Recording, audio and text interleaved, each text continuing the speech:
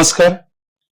આજે તારીખ 15 એપ્રિલ 2026 બુધવારના રોજ સાંજે 5:30 કલાકે આત્મા હોલ, આશ્રમ રોડ, અમદાવાદ ખાતે ગુજરાત સાહિત્ય અકાદમી અને ઓમ કોમ્યુનિકેશનના સંયુક્ત ઉપક્રમે માન્ય શ્રી રતિલાલ બોરીસાગર સાહેબના અધ્યક્ષ સ્થાને પદ્મ વિભૂષણથી સન્માનિત સાહિત્ય સર્જક ગગન વિહારી લલ્લુભાઈ મહેતાના 127મા જન્મદિન પ્રસંગે આકાશના પુષ્પો શીર્ષક હેઠળ સાહિત્યિક વ્યાખ્યાનનું આયોજન કરવામાં આવ્યું છે.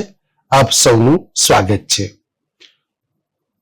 સર્જક ગગન વિહારી મહેતાના જીવન કવન વિશે પ્રોફેસર અને સાહિત્યકાર માન્ય શ્રી નિસર્ગભાઈ આહિર વક્તવ્ય આપશે અને અધ્યક્ષ સ્થાને વિશેષ ઉપસ્થિતિ રહીને માન્ય શ્રી બોરીસાગર સાહેબ વક્તવ્ય આપશે.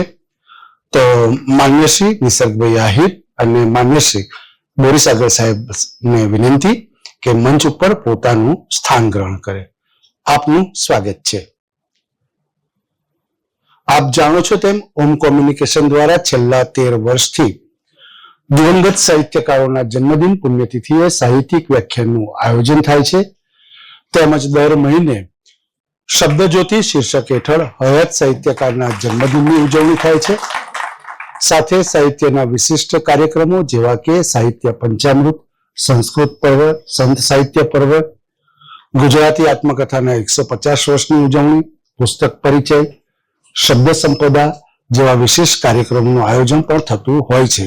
આયોજન થયેલ તમામ કાર્યક્રમો યુટ્યુબમાં સાહિત્ય વિમર્શમાં અપલોડ કરવામાં આવે છે, જેથી જે અહીંયા હાજર નથી રહી શક્યા એ લોકો આ કાર્યક્રમનો લાભ લઈ શકે. માતૃભાષા ગુજરાતીનું સંવર્ધન થાય અને આજની નહીં પરંતુ આવનારી 20 વર્ષ પછીની યુવા પેઢીની નજર આપણી ભાષાના સાહિત્ય સર્જકો પર પડે, એ સાહિત્ય સર્જકોનો એમને વિશેષ પરિચય થાય અને એ સાહિત્યકારોએ જે સાહિત્ય સર્જન કર્યું છે એના ઉપર એમની વિશેષ દૃષ્ટિ પડે, એ મુખ્ય હેતુથી આ પ્રકારના સાહિત્યિક વ્યાખ્યાનનું આયોજન થતું હોય છે. સૌપ્રથમ આપણે વક્તાઓનું સ્વાગત કરીશું.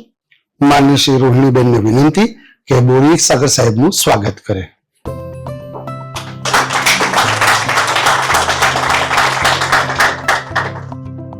માન્ય શ્રી વિજયભાઈ પંડ્યા સાહેબને વિનંતી કે નિસર્ગભાઈ આહિરનું સ્વાગત કરે.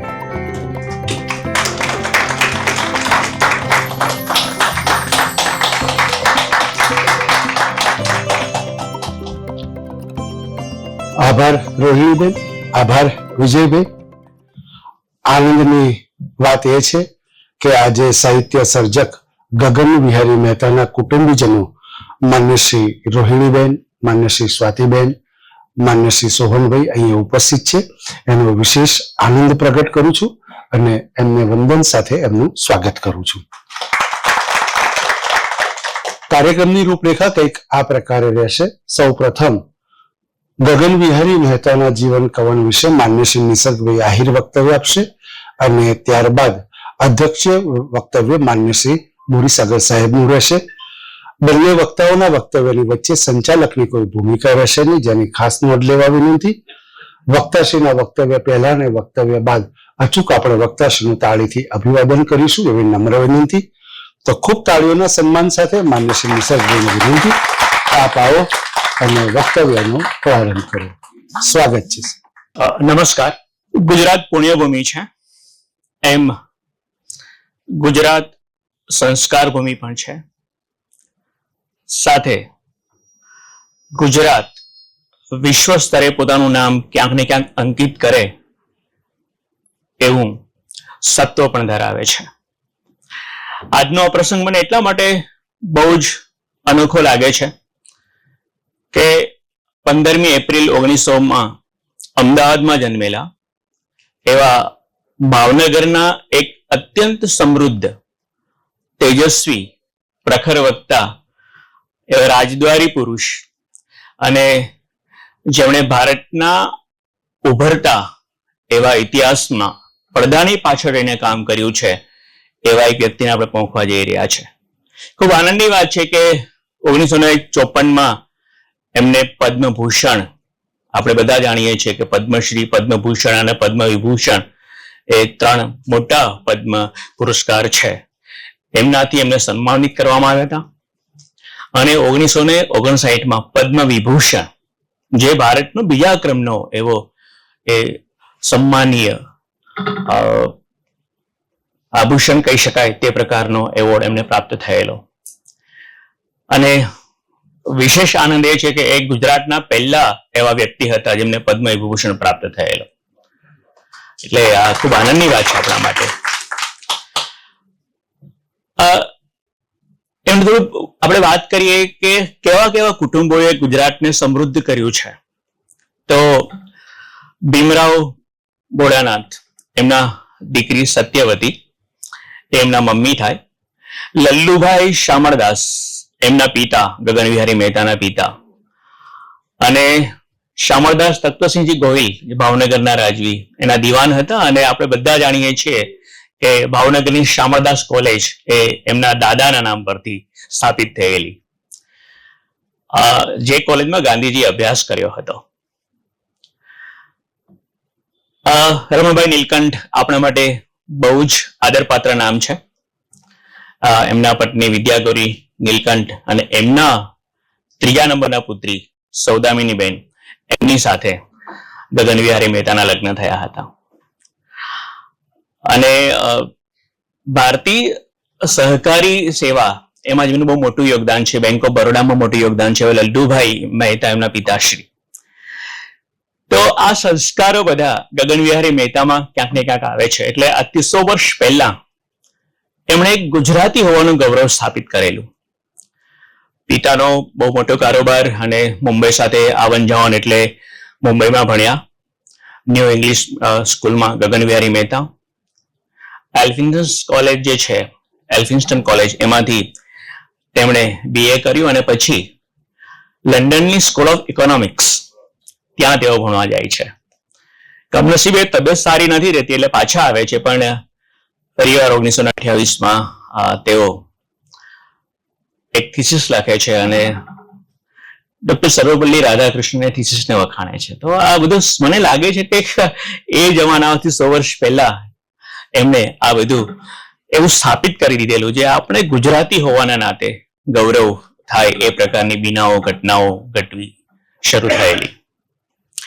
બોમ્બે ક્રોનિકલ, એમાં શરૂઆતી 1923થી તેઓ સહસંપાદક અથવા તો ઉપસંપાદક તરીકે કાર્યરત રહે છે. પછી સિંધિયા નેવિગેશન નામની કંપની, તેમાં તેઓ જોડાય છે અને 23 વર્ષ સુધી કામ કરે છે.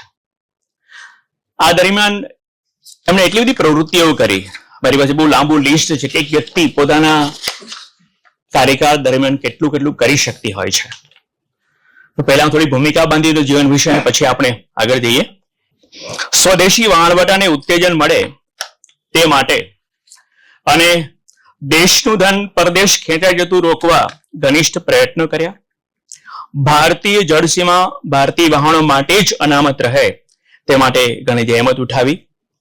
1937માં તેઓને આંતરરાષ્ટ્રીય વાણિજ્ય મંડળના પ્રતિનિધિ તરીકે નિયુક્તિ કરવામાં આવી. 1937ની વાત કરી રહ્યો છું, ભારત આઝાદ થયું તે પહેલા. આ જ વર્ષે ભારતીય મિલ માલિક પ્રતિનિધિ મંડળના સભ્ય તરીકે આંતરરાષ્ટ્રીય મજૂર સંમેલનમાં ભાગ લીધો. 1939-40માં તેઓએ કલકત્તા ખાતેની ઇન્ડિયન ચેમ્બર ઓફ કોમર્સમાં પ્રમુખ તરીકે પદ શોભાવ્યું. 1942-43માં ભારતીય વાણિજ્ય અને ઉદ્યોગ મહાસંઘ FICCI ના પ્રમુખ તરીકેનો પદભાર સંભાળ્યો. 1944માં તેમણે ભારતીય પ્રતિનિધિ મંડળના ઉપનેતા તરીકે આંતરરાષ્ટ્રીય વેપાર પરિષદમાં ભાગ લીધો હતો. તમે આ જોશો તો બી ખ્યાલ આવશે કે કેટલી બધી દિશાઓમાં એમની પ્રતિભા વિસ્તરેલી હતી. 1947માં જીનેવા ખાતે મળેલી આંતરરાષ્ટ્રીય વેપાર રોજગાર પરિષદમાં અને મોન્ટ્રીયલમાં મળેલ આંતરરાષ્ટ્રીય વ્યાપારી મહામંડળ સભામાં તેમણે ભારતનું પ્રતિનિધિત્વ કર્યું હતું. 1947થી 50 દરમિયાન તેમણે ભારતીય સીમા શુલ્ક બોર્ડના નિયામક તરીકેનો હોદ્દો સંભાળ્યો હતો.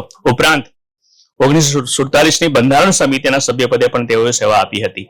એટલે કમા મુનશી હોય કે એમની સાથે પણ આ પ્રકારનું કામ કર્યું છે. એટલે જે સંસ્કારો પેલા ભાવનગરમાંથી રોપાયા, અમદાવાદના આ બધા સંસ્કારો જે છે એ કેટલી બધી રીતે મને લાગે છે કે આવા ગુજરાતીઓ, મેં ટુ બી વેરી ઓનેસ્ટ, મેં આ બધું વાંચ્યું ત્યારે મને ખુદને એક ગુજરાતી હોવાનો ગૌરવ થયું કે આટલા કેવા કેવા લોકો આ ધરતી આપણને આપ્યા છે, અને આજે આપણે 126 વર્ષ પછી એમને આ રીતે સંભાળીએ અને એમના પરિવારજન આપણી વચ્ચે ઉપસ્થિત હોય ત્યારે પણ એક સુયોગ રચાયો છે. 1950 થી 52 તેઓ યોજના આયોગના સભ્ય તરીકે નિયુક્ત થયા. 1952 થી 1958 ના ગાળામાં તેમણે યુનાઇટેડ સ્ટેટ્સ ઓફ અમેરિકાના એલચી તરીકેની સેવા, એમ્બેસેડર બન્યા. આ 6 વર્ષનો આટલો મોટો ગાળો, સ્પાન. અને ત્યારે એને ઘણી બધી સારી પ્રવૃત્તિ કરી. જયારે નિવૃત્ત થયા ત્યાંથી ત્યારે અમેરિકનોએ, મીન્સ કે ભારતીય અમેરિકનોએ બહુ ભવ્ય સ્વાગત કરેલું જે તે સમયે. અને એમની આ સેવા રૂપે જ 1959માં એમને પદ્મ વિભૂષણ એવોર્ડ પણ આપવામાં આવ્યો હતો. ભારત સરકારે તેમની આ વિશિષ્ટ સેવા બદલ 1959માં પદ્મ વિભૂષણનો ઇલકાબ એનાયત કર્યો હતો. 1958માં હિન્દુસ્તાન શિપયાર્ડના ચેરમેન તરીકે નિયુક્ત થયા.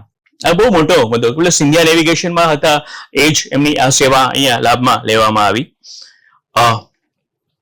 1959 થી 63 દરમિયાન રાષ્ટ્રીય શિપિંગ બોર્ડના ચેરમેન અને 1965માં એર ઇન્ડિયા અને ઇન્ડિયન એરલાઇન્સના ચેરમેન તરીકેનો હોદ્દાઓ સંભાળ્યા.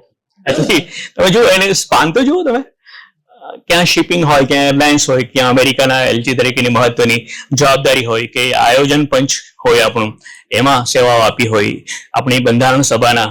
તો અને બહુ સારા વક્તા હતા અને દેખાતા પણ અદભુત હતા. તમે જોઈ શકો છો, બહુ જ રૂડું રૂપાળું એવું વ્યક્તિત્વ હતું એમનું. અને સાથે સાથે એનું સેન્સ ઓફ હ્યુમર, એ તો પછી વાત કરું છું, પણ એના 2 પુસ્તકો મને બહુ જ ગમ્યા છે, આકાશના પુષ્પો અને બીજું અવળી ગંગા. એની આપણે પછીથી વાત કરીશું. પણ મને એમ લાગે કે એક વ્યક્તિને કેટલા કૃપાપાત્ર હોય છે કે આ બધી દિશાઓમાં કામ કરી શકે. અને નહેરુજીના બહુ જ વિશ્વાસપાત્ર હતા, અને છતાં એ નહેરુજીને જયારે કંઈ કહેવું હોય ત્યારે કહી શકતા હતા. અને આ જમાનો એવો હતો જયારે વડાપ્રધાનને કશું કહી શકાતું હતું. એટલે એ પણ એક મોટી વાત છે.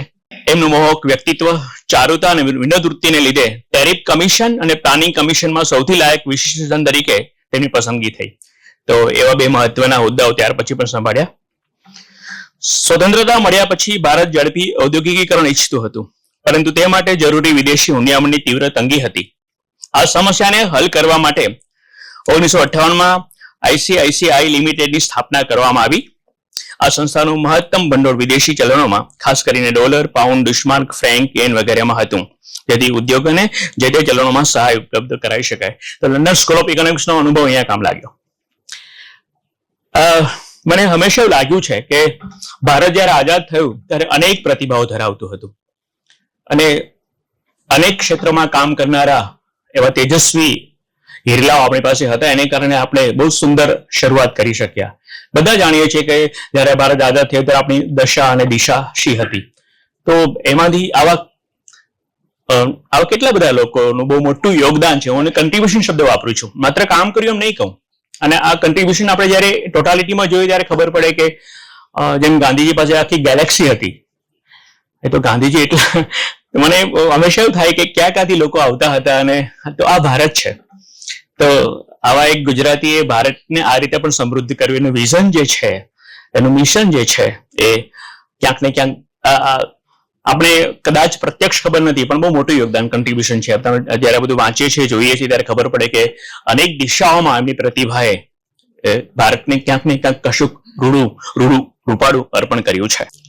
અને આ જે મહત્વની સંસ્થા છે તેનું છે 1971 સુધી એમણે એમાં કામ કર્યું. અને આપણે બહુ મોડા જાગે એવું લાગે, પણ વિચાર કર્યો કે 1958માં લંડન સ્કૂલ ઓફ ઇકોનોમિક્સે માનાર ફેલોશિપ આપીને અભિવાદન કર્યું એમનું. Rollins college, winter park, Florida, Simpson college, Indianola, Iowa, અને college of education, Providence, Rhode Island, USA કાયદાશાસ્ત્રની માનાર ઉપાધિઓ આપી એનું સન્માન કર્યું. તેમની પ્રવૃત્તિસભર જીવનશૈલીમાં પણ તેઓ વિદ્વત અને વિદ્યાર્થી સંસ્થાઓ સાથે સંપર્કમાં રહ્યા હતા. Council of scientific and industrial research institute of science, Bengaluru, અને નફીલ ફાઉન્ડેશન એડવાઇઝરી કમિટીના નિયામક મંડળના સભ્ય હતા. Indo American society, Indian council of world affairs, consumer guidance society, social service league વગેરે સંસ્થાઓનું પ્રમુખ પદ તેમણે સંભાળ્યું હતું. તો આ જે કોલાજ જે બને છે એ કોલાજ અદ્ભુત કોલાજ છે. અને આ વ્યક્તિ એની કેટલીક લાક્ષણિકતાઓ પણ કે એ બહુ જ મોહક અને ચુંબકીય એવું વ્યક્તિત્વ હતું. એ પ્રખર અર્થશાસ્ત્રી હતા, તેજસ્વી પત્રકાર પણ હતા. એને બોમ્બે ક્રોનિકલ એ અંગ્રેજોનું બધું વાત, પણ અંગ્રેજી વિરોધ આખી એક વાત એ વખતે ચલાવેલી અને એનું અંગ્રેજી પણ બહુ ફાંકડું અંગ્રેજી હતું. એમનું એક પુસ્તક છે આઇન્સ્ટાઈન સાથેનું, તો એના દીકરી અપર્ણા એ બંને મળવા ગયા હતા અને આઇન્સ્ટાઈનની, અને પછી વાતો થઈ, એનો થોડો અંશ પણ હું લેવાનો છું. તો એમ થાય કે આ માણસ જે, અને ગાંધીજીના સંસ્કારો એમનામાં આવે છે, કુટુંબમાંથી આવે છે, વિદ્યાના સંસ્કારો આવે છે. આ રીતે કાયદાકીય એ ભણેલા છે, એટલે તો એનો લાભ આપણને ક્યાંક ને ક્યાંક મળે છે. તો બધું સાથે મળે છે, તો એનું કારણ છે એમનું બહુઆયામી વ્યક્તિત્વ. પ્રખર બુદ્ધિમત્તા ધરાવતા કુશળ વહીવટદાર હતા. તમને ખબર પડશે કે આટલું બધું કામ એક વ્યક્તિ કઈ રીતના સંભાળી શકે. અને ઘણી વાર તો જમ્પ જ માર્યા છે અહીંયાથી અહીંયા, પણ એ બધી દિશાઓમાં ગતિ હતી માટે એ બધું શક્ય બનતું હતું. જાહેર સેવાની એમના કુટુંબની પ્રણાલિકાને અનુરૂપ એમણે પ્રામાણિકતા અને દેશપ્રેમના ગુણો દાખવ્યા હતા. લેખન કળા અને વક્તૃત્વ કળાના તેઓ બેતાજ બાદશાહ હતા. મને જે પાસું ગમ્યું છે તે બે રીતે, એમણે અંગ્રેજીમાં પુષ્કળ લખ્યું, ગુજરાતી કરતા વધારે અંગ્રેજીમાં લખ્યું છે. પણ ગુજરાતીમાં જે કંઈ લખ્યું એ સમગ્ર ગુજરાતી સાહિત્યમાં જુદી છાપ પાડનારું છે. આપણું સદનસીબ છે કે આજે આ ગગન વિહારી મહેતાને આપણે જ્યારે શબ્દથી પોંખણા કરીએ છીએ ત્યારે એમના અધ્યક્ષ તરીકે રતિલાલ બોરીસાગર સાહેબ છે. અને આનંદની વાત એ છે કે હાસ્ય સાહિત્યને પહેલી વાર પદ્મશ્રીથી પોંખવામાં આવ્યો. તો આપણે એક ક્ષણને પણ વધાવી લઈએ, આ એક પ્રસંગ છે. કારણ કે આપણે જયારે ગગન વિહારી મહેતાની વાત કરીએ ગુજરાતી સાહિત્યકાર તરીકે, ત્યારે એમનું સૌથી મોટું પ્રદાન એ હાસ્ય સાહિત્યમાં છે. આકાશના પુષ્પો એમનું પહેલું પુસ્તક, અને મને એમ લાગે છે કે ગુજરાતી હાસ્ય જે છે, ગુજરાતી હાસ્ય સાહિત્ય જુદા પ્રકારનું છે. એ છે કરમણભાઈથી શરૂ કરીને તમે જુઓ, ભદ્રમ ભદ્રથી માંડી ત્યારથી એને પીઠિકા બહુ મજબૂત બની છે. જ્યોતિન્દ્ર દવે હોય કે વિનોદ ભટ્ટ હોય, બકુલ ત્રિપાઠી હોય, બોરીસાગર સાહેબ હોય, અત્યંત સત્વશીલ, ચિંતનયુક્ત, અને ક્યાંય છીછરા પણ ન લાગે આપણને, ક્યાંય કોઈનો ઉપહાસ કે ઠઠ્ઠા મશ્કરી ન કરી હોય. તો આવું ગરિમાપૂર્ણ હાસ્ય સાહિત્ય ગુજરાતનું સબળ પાસું રહ્યું છે. અને એ તમને વિશેષપણે આ ગગન વિહારી મહેતાના પુસ્તકો બંને અવળી ગંગામાં અને આકાશના પુષ્પોમાં જોવા મળે છે. એમના પુસ્તકો હું તમને કહું તો આકાશના પુષ્પો, અવળી ગંગા, આઇન્સ્ટાઈન વિજ્ઞાનનો સાધુ આ પરિચય પુસ્તિકા છે. એલજીની કામગીરી એ પણ પરિચય પુસ્તિકા છે. થોરોની ચિંતન સૃષ્ટિ, બર્ટ્રાન્ડ રસેલ, આ બધા એમના પરિચય પુસ્તકો. અંગ્રેજીમાં પુસ્તક જોઈએ તો the conscious of a nation, studies in Gandhism from રા ગગલ્સ, પર્વર્સિટીઝ, અન્ડરસ્ટેન્ડિંગ ઇન્ડિયા, એવા પુસ્તકો એમણે આપ્યા છે. ગુજરાતીમાં કૌમુદી હોય, પ્રસ્થાન, નવનીત, સમર્પણમાં સતત તેઓ લખતા રહ્યા છે. એમ અંગ્રેજીમાં બોમ્બે ક્રોનિકલ છે. કે એમની લેખન તરીકેની કેટલીક લાક્ષણિકતાઓ જે છે, તો હું ચોક્કસ કહીશ કે એ આંતરરાષ્ટ્રીય સ્તરના સર્જક છે. એમનું લેખન બહુ દીર્ઘગંભીર છે, છતાં પણ એટલું હળવું છે. એની મને તો ગદ્ય એ મારો પ્રિય વિષય છે, પ્રોઝ. તો ગદ્યની રીતે પણ એમના લખાણ મને ખૂબ ગમ્યા છે. એ ક્યારેક વાગ્મીતા હોય, ક્યારેક એ દીર્ઘ આવલી રચે, અને ક્યારેક એ અત્યંત માર્મિક એવી વાત કરે તો આપણે બહુ પાછળથી સમજાય અને પછી આપણે મનમાં હસતા રહીએ, એ પ્રકારની એમની લખાવટ છે. પ્રૌઢતા બહુ છે. એટલે ખબર નહીં, કેટલીક ભૂમિ એવી હોય છે કે ભૂમિમાંથી જે કંઈ જન્મે એ બધું જ કશુંક વધારે સત્વશીલ અને સૌંદર્યશાલીન હોય છે. એવું જ એમના લેખન બાબતે પણ આપણે કહી શકીએ. એક વિશિષ્ટ ગદ્ય તરીકે આકાશના પુષ્પો એ જોવા રહે, એનો પહેલો જ લેખ જે છે એ મને બહુ જ ગમે છે. હસવા વિશે એવો લેખ છે. હું માનું છું કે જેમણે પણ હાસ્ય સાહિત્ય વિશે કામ કરવું હોય, અથવા હાસ્ય સાહિત્યના લક્ષણો શા છે એ જો તપાસ કરવી હોય તો આ લેખ દીર્ઘ લેખ છે, પણ અદ્ભુત લેખ છે. એટલા બધા એને કોટેશન લીધા છે, એટલું બધું એમને યાદ પણ રહે છે, અને શાસ્ત્રીય રીતે હાસ્યના હાસ્ય સાહિત્યના લક્ષણો કયા હોઈ શકે એમણે મૂકી આપ્યા છે.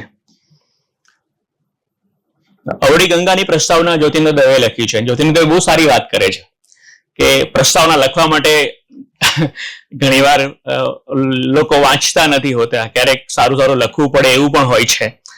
પણ આ પુસ્તક અવળી ગંગા મેં બહુ પ્રેમથી વાંચ્યું છે અને હું ચોક્કસ કહીશ કે એ ગુજરાતી હાસ્ય સાહિત્યનું બહુ અદ્ભુત એવું પુસ્તક છે. આવું એ જ્યોતિન્દ્ર દવે કહ્યું છે અને બહુ સાચી વાત છે.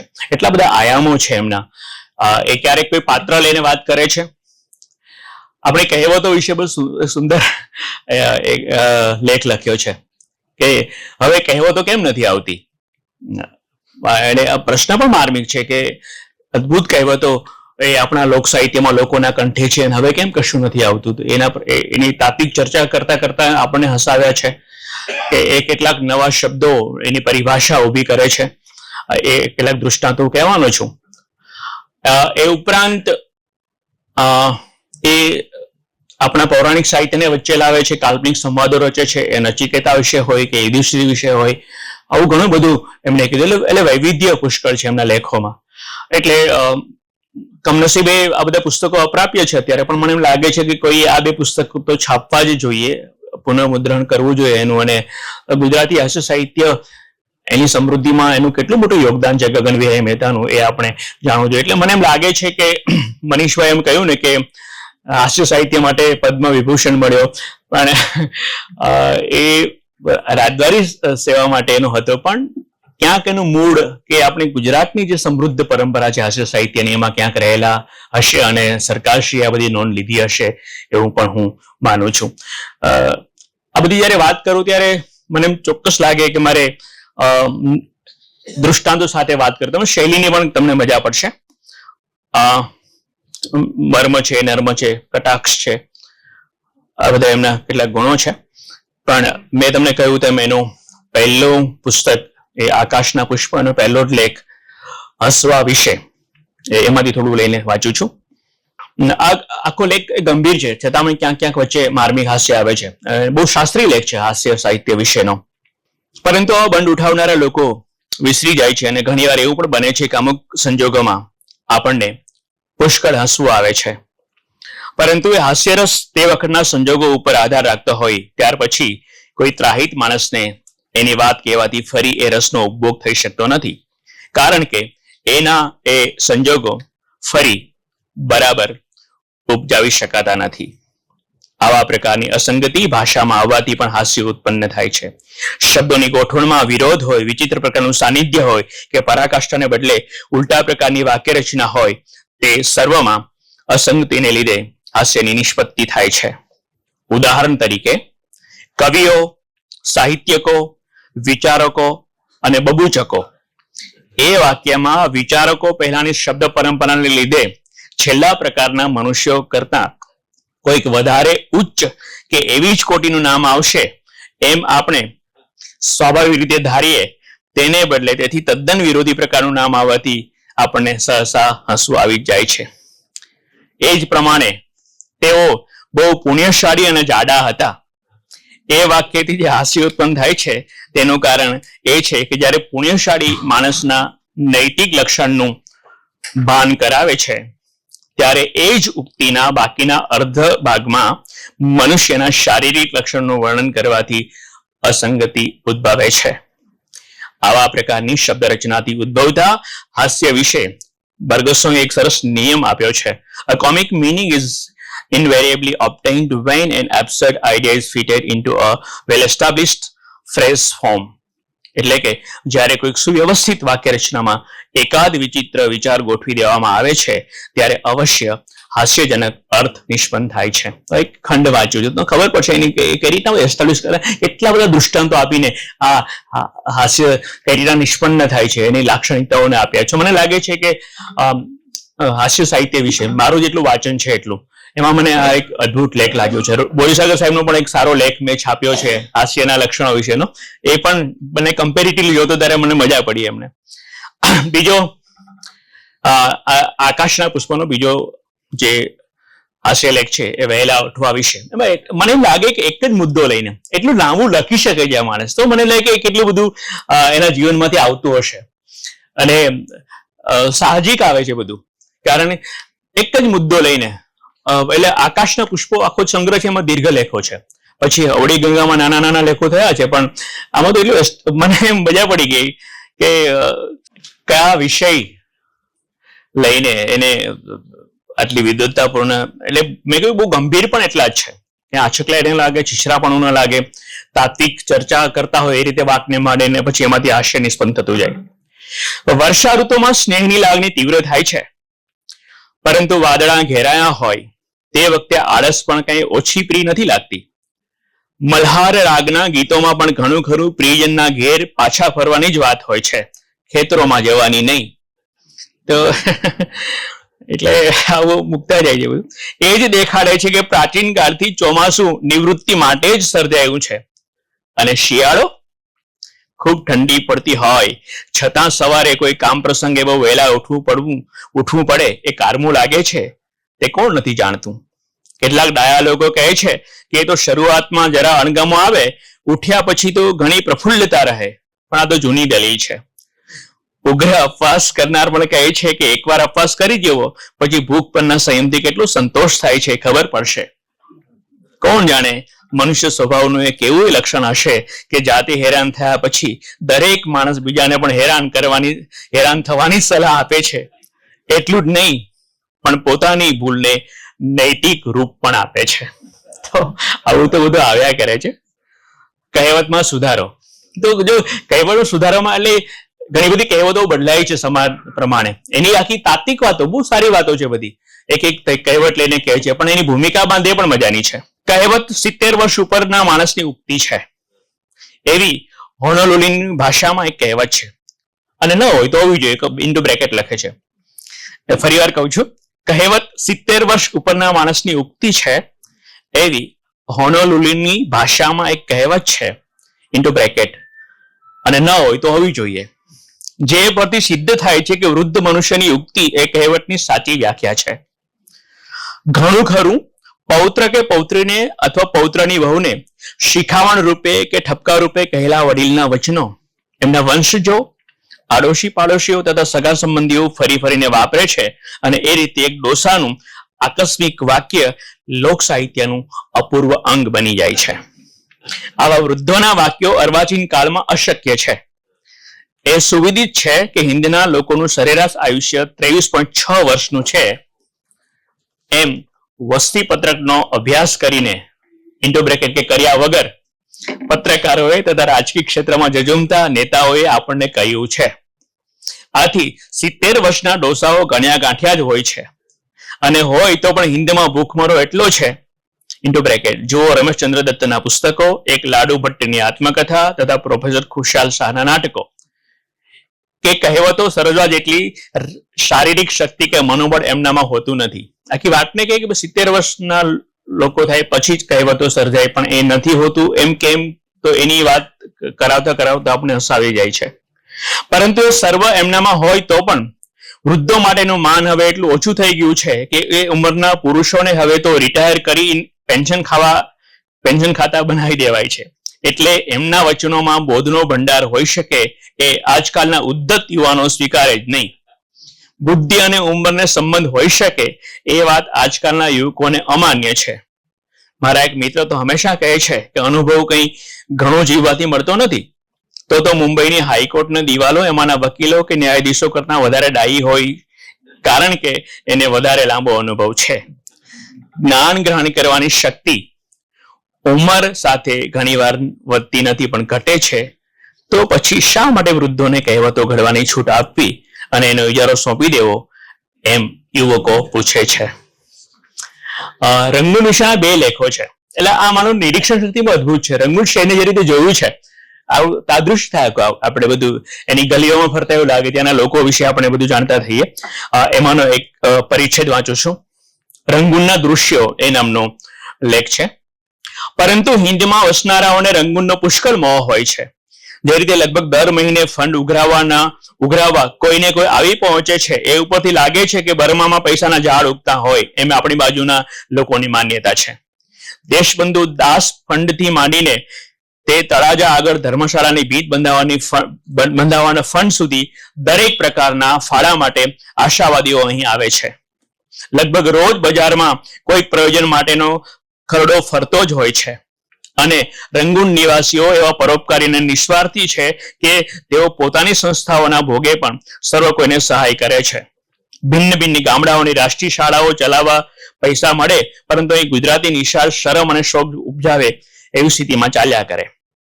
ધર્મશાળાની ભીતો સમારવા છે અહીંથી નાણાં જાય, પણ અહીં ગુજરાતીઓને રહેવા માટે સારું મકાન પણ ન હોય. આ સર્વ હકીકત રંગૂન નિવાસીઓનો અદ્ભુત પરમાર્થ સૂચવે છે. ઘણા ફંડ તો એટલી નાની રકમના હોય છે કે એટલી રકમ ખાતર આટલે દૂર માણસો શા સારું આવતા હશે, અને ઉઘરાવનારને જવા આવવાના ખર્ચ એટલું ફંડ પણ એકઠું થતું હશે કે કેમ, એ પ્રશ્ન સહજ થાય છે. સરકાર તો ફંડ ઉઘરાવનારાઓનો પ્રતિબંધ ન કરી શકે, પણ અહીંના વ્યાપારીઓએ ગુજરાત, કાઠિયાવાડ અને કચ્છના ગામે ગામ જાહેર વિનંતી કરવી કે હવે ફંડ માટે કોઈ કૃપા કરીને રંગૂન પધારશો નહીં. અમને હવે ફંડ દંડ જેવું લાગે છે અને એની વિરુદ્ધ અમે બંડ ઉઠાવવાના છીએ. આપ ફંડ ઉઘરાવવા સિવાય બીજા કોઈ કાર્ય માટે થોડો સમય પધારશો તો આપને બહુ સત્કાર કરીશું અને હૃદયપૂર્વક આતિથ્ય કરીશું. તો આવી આખી એક આવલી છે કે રંગૂનમાં લોકો કઈ રીતના રહે છે, એના રીત રિવાજો, એની સાથે સાથે હાસ્ય પીરસતા જાય છે. મને એક અદ્ભુત પ્રયોગ લાગ્યો. એ આપણે જાહેર ખબરોની દુનિયા એ કેવી હોય છે અને એના વિશે એક નવલિકા લખી છે આખી. તો એ પ્રયોગ મને બહુ જ ગમ્યો. એટલે એ લેખના ભાગરૂપે નવલિકા છે. એવું છે અપૂર્વ નવલિકા, અને એમાં એક ભાગ આવે છે જાહેર ખબરોનો જયેન્દ્ર તથા માસિકોની માલતી. માસિકો એટલે મંથલી. આખું કઈ રીતના બહેલાવે છે જાહેરાતના ઉપયોગ કરીને, કે જીવનમાં જાહેરાતના. આ તો બહુ જૂની વાત છે, આજથી 100 વર્ષ પહેલાની, 100 વર્ષ નહીં પણ 80-90 વર્ષ પહેલાની વાત છે, અને ત્યારે જાહેરાત જીવનમાં પ્રવેશી ગયેલી. તો નિરીક્ષણ કેટલું અને કઈ રીતના હસાવતા જાય છે આપણને. જયેન્દ્ર એના મામાના ઘરના બગીચામાં સોનેગર ફણસવાળાએ બનાવેલા લોખંડના બાંક ઉપર એકલો બેઠો હતો. આ બાંક બહુ સસ્તામાં બને છે અને સુધરાઈના બગીચાઓમાં તેમજ લક્ષાધિપતિના બાગમાં વપરાય છે. 8 ચોમાસા ખમે એવી એની ગેરંટી છે. ગેરંટી ઇન્વર્ટેડ કોમામાં છે. થોડે દૂર આસપાસના અંધકારને ભેદતો સૂર્યપ્રકાશ ગ્લોબ ઇન્ટુ બ્રેકેટ ઇલેક્ટ્રિક કંપનીનો 200 કેન્ડલ પાવરનો દીવો બળતો હતો. આ જાતના દીવા જમીન ઉપર પડ્યા સિવાય કે બીજી વસ્તુ સાથે અથડાયા સિવાય કદી ફૂટતા નથી, અને એથી જ 1921માં ટીની વેલી ઔદ્યોગિક પ્રદર્શનમાં એને સુવર્ણચંદ્રકનું ઇનામ આપવામાં આવ્યું હતું. ગમે તે માપ કે ઘાટના અને પાવરના એ મળી શકે છે. આ દીવાના પ્રકાશને લીધે મુશક છાપની સિમેન્ટથી મેસર્સ બિલ્ડિંગ કોન્ટ્રાક્ટર વાળા નામની ઇજનેર કંપનીએ બાંધેલું જયેન્દ્રના મામાનું ઘર દૃષ્ટિએ પડતું હતું. બરાબર, જાહેરાતો વાપરીને બધું આખું કરે છે. આ સિમેન્ટ માટે મુંબઈના ઇજનેર ખાતાને એક મોટા અમલદાર અભિપ્રાય આપ્યો હતો કે મારું ચાલે તો ચોપાટીનો દરિયો આના વડે જ પૂરી દઉં. વળી અંધકારમાં પણ સુવાસ પ્રસરાવતા આજુબાજુના છોડ એના રોપા સાક્ષી પૂરતા કે ધી વિવિધ ઉદ્યાન વૃક્ષો ઇન્ટુ બ્રેકેટ ઉઠાવગીર પેન્ટ પુના આગળથી બિયા લાવ્યા સુંદર બાગ સર્જવામાં આવ્યો હતો. જયેન્દ્ર શોકગ્રસ્ત હતો કે વ્યાધિગ્રસ્ત જાણવું કઠણ હતું, કારણ કે ભીખાજી ચશ્મઈને ઇન્ટુ બ્રેકેટ ઠેકાણું ચોર બજાર મુંબઈ ત્યાંથી લીધેલા સેકન્ડ હેન્ડ પણ સારા ભૂરા ચશ્મા એને પહેર્યા હતા. એનો પોશાક તદ્દન સાદો હતો. પ્રિન્સેસ સ્ટ્રીટ ઇન્ટુ બ્રેકેટ કોટ મુંબઈ વાળા ગજબ અલી ફર્નાન્ડીને ત્યાંથી વર્ષ દિવસ ઉપર સીવડાવેલો એનો કાળા રંગનો કોટ સહેજ પણ ઝાંકો નહોતો પડ્યો. તે ઉપરાંત ચાણક્ય સ્વદેશી સ્ટોરમાંથી લીધેલું ધોતિયું પહેર્યું હતું, જ્યારે પગમાં ચંપક શૂઝ કંપનીને ત્યાંથી ખરીદેલી કાળી મોજડી પહેરી હતી. આ જાતના જોડાની થોડીક જ જોડીઓ હવે બાકી રહેલી હોવાથી વાચકને ત્વરાથી ઘરાક બની જવાની ખાસ ભલામણ કરવામાં આવે છે. બાગને બીજા છેડે તૂટી ગયેલા હાથાની પાસે કસ્તુર કેપ શોપમાંથી આણેલી 10 રૂપિયાની ટોપી પડેલી હતી. આ શોપમાંથી 12 ટોપીઓ 1 વર્ષમાં લેનારને ચાંદીની ખિસ્સા ઘડિયા ઇનામ તરીકે ભેટ આપવામાં આવે છે. તો વર્ણન કરતા આ સ્થિતિમાં જયેન્દ્ર થોડો સમય બેઠો રહ્યો. ત્યાં એનો મિત્ર રજનીકાંતને શોધતો એ બાંકની પાસે આવ્યો. રજનીકાંતે 2.5 રૂપિયાની પોકેટ પોર્ચ, જેનો મેસર્સ અહમદ બેસનજી શુક્લાને સોલ્ડ રાઇટ મળ્યો છે, એ ઇન્ટુ બ્રેકેટ છે બરાબર, બાંક તરફ તાકી પ્રકાશ પાડી જયેન્દ્ર ત્યાં હતો એની ખાતરી કરી લીધી. રજનીકાંત આજે આનંદમાં હતો. એનું ખરું કારણ અમે જ જાણીએ છીએ. ધી અમર ઇન્સ્યોરન્સ કંપનીમાં આજે એને બહુ સારા પ્રીમિયમે વીમા ઉતરાવ્યો હતો. એ રહસ્ય બીજું કોણ જાણી શકે? ઇન્ટુ બ્રેકેટ, આ વીમા કંપની માટે ગુજરાત કાઠિયાવાડ માટે એજન્ટો જોઈએ છે. બ્રેકેટ પૂરું. રજનીકાંત બોલવા ગયો, પરંતુ એને ગળે ખરી બાજી ગઈ હોવાથી બોલવા માટે ગંધર્વ થોટ પીસ ઇન્ટુ બ્રેકેટ ગળાની ગોળીની ડુબ્બીમાંથી એક ગોળી કાઢી તે ખાઈ ગયો. આથી એનો અવાજ એકદમ ખુલી ગયો અને બુગદામાં જતા રેલવેના ઘાટ એન્જિનની વરાળના અવાજ જેવો ગાઢ બન્યો. આ ગોળી ગમે તેવી શરદીથી પકડાયેલા ગળાને અડધા કલાકમાં સારું કરે છે અને શરદી નાબૂદ કરે છે. ધારાસભાના સભાસદો, કેટલું કટાક્ષ પણ કેવું છે, ધારાસભાના સભાસદો, ગાનારાઓ, વકીલો અને ભાષણકર્તાઓ પુષ્કળ પ્રમાણમાં ગોળીઓ વાપરે છે. આને જ વિશે ચંદ્રશંકર પંડ્યાએ એકવાર સ્નેહભીનું પ્રમાણપત્ર આપ્યું હતું કે કોઈ પણ સભામાં જતા પહેલા એ હું ખિસ્સામાં નાખી જાઉં છું અને બોલતી વખતે મોંમાં રાખું છું. કવિને પણ વચ્ચે લીધા ચંદ્રશંકર પંડ્યા. મોટી ડબ્બીની કિંમત ડઝનનો ₹1 અને નાનીની 8 આના રાખેલી છે. ટપાલ ખર્ચ માફ. રજનીકાંતે પૂછ્યું, જયેન્દ્ર, તું કેમ એકલો બેઠો છે? ઘરમાં તને બધા શોધે છે. 5 મિનિટની શાંતિ પછી જયેન્દ્રે ઉત્તર આપ્યો, માથું દુખે છે. રજનીકાંતે તરાથી કહ્યું, મોહન મસ્તિષ્ક બામ તે કદી વાપર્યું છે? બહુ સરસ ઈલાજ છે. મને વર્ષ સુધી માથું દુખવાનું મળતું નહોતું. ઘણા એમડી ડોક્ટરો, હકીમો અને વૈદ્યોની દવા કરી, પરંતુ આ બામ વાપર્યું ત્યારે તરત જ 4 દિવસમાં પીડા મટી ગઈ. તું વાપરી જો. કિંમત કઈ ખાસ નથી, માત્ર એના નકલી માલથી ચેતવાનું છે. ગરુડ પક્ષીનો ટ્રેડમાર્ક છે, જોઈને લેવી. તો આખો આ એક નવલિકા લખી છે અને પ્રયોગ બહુ અદભુત લાગ્યો છે. કેટલાક આધ્યાત્મિક અનુભવો આમાં પણ કટાક્ષ બહુ કર્યો છે. યુધિષ્ઠિરને મળે છે અને યુધિષ્ઠિર સાથે વાતચીત કરતા કરતા થોડી જ વારમાં યુધિષ્ઠિર આવી પહોંચ્યા. આવા સત્યપ્રિય પુરુષ નિયમિત હોય તેમાં શું આશ્ચર્ય? હું કંપતા અવાજે ધ્રુજતો બોલ્યો, મહારાજ, અહમ બહુ સંસ્કૃતમ વદતુમ ન શક્નોમિ. જે કે કોલેજે તસ્ય અભ્યાસ કૃતમ પરંતુ પછીથી તે સર્વ વિસ્તૃતમ. મેઘની ગર્જના જેવા ગાઢ સ્વરે યુધિષ્ઠિરે પૂછ્યું. કારણ? કોઈ પરીક્ષક પ્રશ્ન પૂછતો હોય તેવી લાગણી મને થઈ અને હું પહેલા કરતા વધારે ધ્રુજવા લાગ્યો. સંસ્કૃતસ્ય સારું જ્ઞાનમ તો પ્રથમથી જ નહોતું, પરંતુ આપસ્ય સાથે વાર્તામ કરવા અન્ય ભાષા અશક્ય અસ્તિ. એટલે ગુજરાતીમાં જ બોલો ને. યુધિષ્ઠિરે વચ્ચેથી મને બોલતો અટકાવીને કહ્યું, અહીં તો અમે બધી ભાષાઓ સમજીએ છીએ. જે ભાષામાં તમે બોલો એ ભાષામાં અમે વાત કરીએ છીએ. આથી મને બહુ જ રાહત થઈ. એક તો ભાષાની મુશ્કેલી ટળી ગઈ અને જે નમ્રતાથી યુધિષ્ઠિરે વાત કરી તેથી મારી મૂંઝવણ દૂર થઈ. મેં કહ્યું, મહારાજ, અમે જાણીએ છીએ કે યુધિષ્ઠિર, બહુ મજાનું છે, અમે જાણીએ છીએ કે યુધિષ્ઠિર એટલે સત્ય, યુધિષ્ઠિર એટલે ધર્મ, યુધિષ્ઠિર એટલે અહિંસા, યુધિષ્ઠિર એટલે પાંડવોના મોટા ભાઈ અને દ્રૌપદીના જ્યેષ્ઠ પતિ, યુધિષ્ઠિર એટલે કૌરવોનો કાળ, યુધિષ્ઠિર એટલે યુદ્ધમાં સ્થિરતા અને નિડરતા, શૌર્ય અને સંયમ. યુધિષ્ઠિર વચમાં બોલી ઉઠ્યા, અરે અરે. મેં પૂછ્યું, કેમ મહારાજ, કઈ અપરાધ થયો? મને મહારાજ ન કહો. મહારાજ શબ્દ તો તમે કળિયુગના લોકો રસોઈયા માટે પણ વાપરો છો. પરંતુ હું તો આ એટલેની પરંપરાનું કારણ સમજો ને એટલે પૂછું છું. મેં મહારાજના સંબોધન બદલ ક્ષમાયાચી કહ્યું. એટલે શબ્દ આજે ગુજરાતી સાહિત્યમાં સૌથી વધુ ભગવાન, વધુ પ્રિય, સૌથી વધારે ઉપયોગી અર્થ સૂચક છે. આ બહુ કટાક્ષ છે. વ્યક્તિત્વનું પૃથ્થકરણ અને મનુષ્યના ચારિત્ર્યનું વર્ણન અમે શબ્દ વિના કરી શકતા નથી. આ શૈલીનું સાચું મહત્વ યુધિષ્ઠિર ભગવાનને શી રીતે સમજાવી શકાય? આજે થોડાક વર્ષોથી એટલે શબ્દ ગુજરાતી સાહિત્યમાં એવો તો પ્રચલિત થઈ ગયો છે કે કોઈ પણ વ્યક્તિના ચિત્રમાં એ ન આવે એ અસંભવિત છે. કેશવલાલ ધ્રુવ સાચા વિદ્વાન છે એમ હવે કોઈ કહે તો કેટલું કઢંગું અને અસલી ઢબનું લાગે. જાણે અંગરખો અને ખેસ પહેરીને કોઈ જતું હોય એવી લાગણી થાય. તેને બદલે કેશવલાલ એટલે સંગીન વિદ્વત્તા એમ લખવાથી કેવી ઝમક આવે છે. એ જ પ્રમાણે આનંદશંકર એટલે સંયમશાળી સંસ્કારિતા, કનૈયાલાલ મુનશી એટલે વેગ, પ્રતિભા અને ઉત્સાહ, નાનાલાલ કવિ એટલે પ્રેમ અને ભક્તિ, ખબરદાર એટલે સ્વદેશાભિમાન વગેરે વાક્ય રચના એટલી સામાન્ય થઈ ગઈ છે કે લેખકોને એ વાપર્યા વગર છૂટકો નથી. ઇન્ટુ બ્રેકેટ અથવા તો વાપરીએ છૂટકો. જાહેર ખબરોમાં પણ હવે આ શૈલીની અસરને લીધે સ્વતંત્ર રીતે એટલે પ્રિય થઈ પડ્યો છે. હોક્સ એટલે એરેટેડ વોટર્સ, પાયરોલ એટલે બામ વગેરે. પરંતુ આ શૈલીની અસર સામાન્ય વ્યવહારમાં પણ ભારે છે.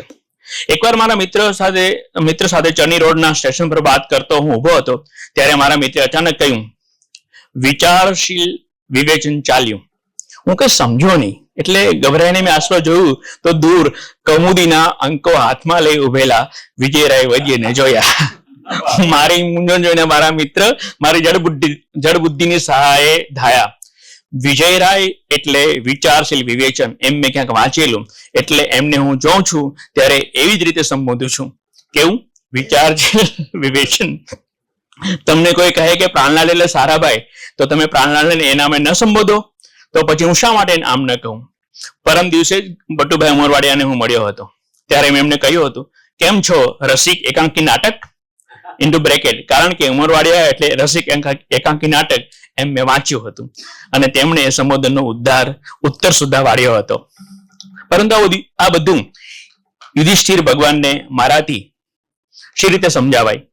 એ પૂછ્યું, આપ સત્યના ઉપાસક છો અને સત્ય એટલે અહિંસા, તો આપ મહાભારતના યુદ્ધમાં કેમ ઉતર્યા? તે મને સમજાતું નથી. યુધિષ્ઠિરે જવાબ દીધો, કૌરવો સિવાય બીજા બધા માટે હું અહિંસાનો સિદ્ધાંત સ્વીકારું છું. મેં પૂછ્યું, ત્યારે સ્વર્ગે જતા આપની એક ટચલી આંગળી ખરી ગઈ હતી તે આ હિંસાને કારણે? પરંતુ યુધિષ્ઠિરને આ વાત લંબાવવાની ઈચ્છા નહીં હોય એટલે એમના આત્માએ એકદમ કહ્યું, એ તો બીજા કારણસર. મેં કહ્યું, તો એ કારણ વિશે આપને એક પ્રશ્ન પૂછવા માંગુ છું. અશ્વત્થામા વિશે આપણે દ્રોણાચાર્યને જે સંદિગ્ધ ઉત્તર આપ્યો તે વિશે નરસિંહ રાવ અને આનંદશંકર જેવા વિદ્વાનો અને મિત્રો વચ્ચે પણ મતભેદ ઉભો થયો છે.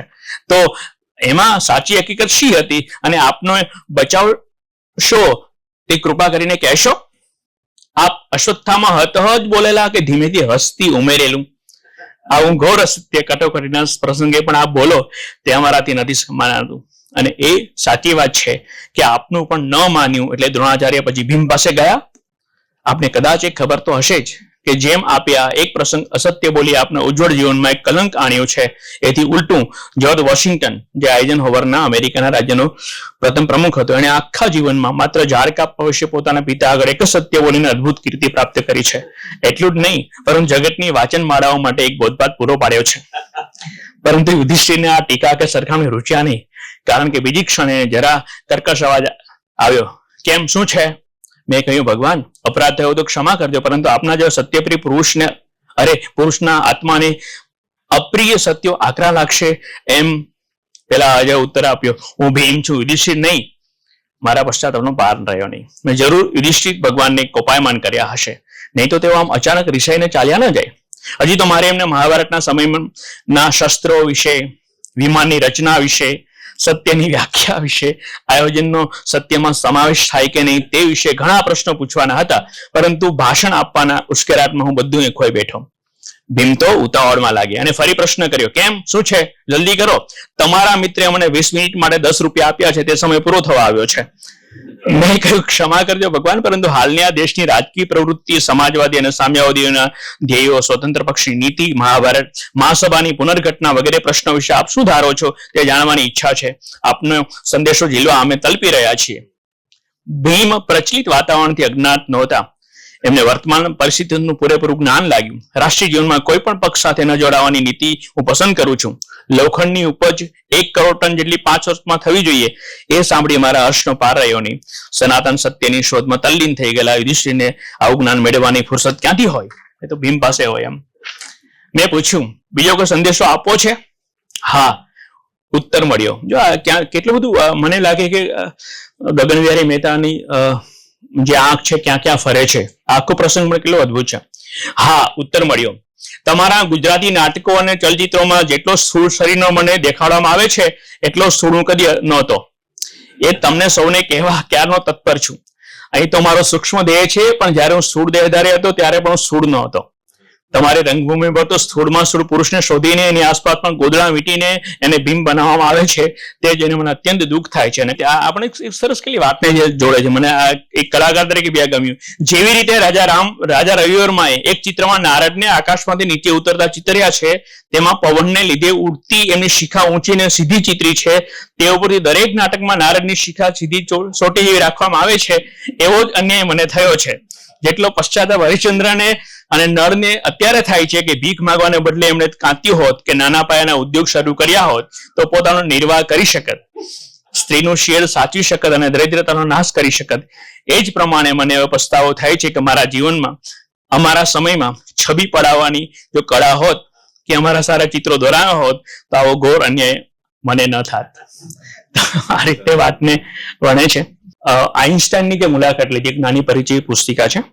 એમાં આઇન્સ્ટાઈન વિજ્ઞાનનો સાધુ, એમાં મારે કેવું છે કે સાંપ્રત સ્થિતિમાં આપણે જે કંઈ જીવી રહ્યા છે કે શ્વસી રહ્યા છે એના બદલે ભારતની છબી અન્યત્ર કેવી હતી, ગાંધીજીની છબી બીજે કેવી હતી, એ પણ આઇન્સ્ટાઈનની દૃષ્ટિએ જોવા જેવું છે. પરિસંવાદમાં એક અંગ્રેજ વૈજ્ઞાનિકે કહ્યું હતું કે પોતાની શોધના ઉપયોગ, સદુપયોગ કે દુરુપયોગ માટે વૈજ્ઞાનિકોને જવાબદાર ન લખી શકાય. ત્યારે આઇન્સ્ટાઈને ઉત્તર આપ્યો કે વૈજ્ઞાનિકો પણ નાગરિકો છે અને એમની પણ નૈતિક જવાબદારી હોય છે.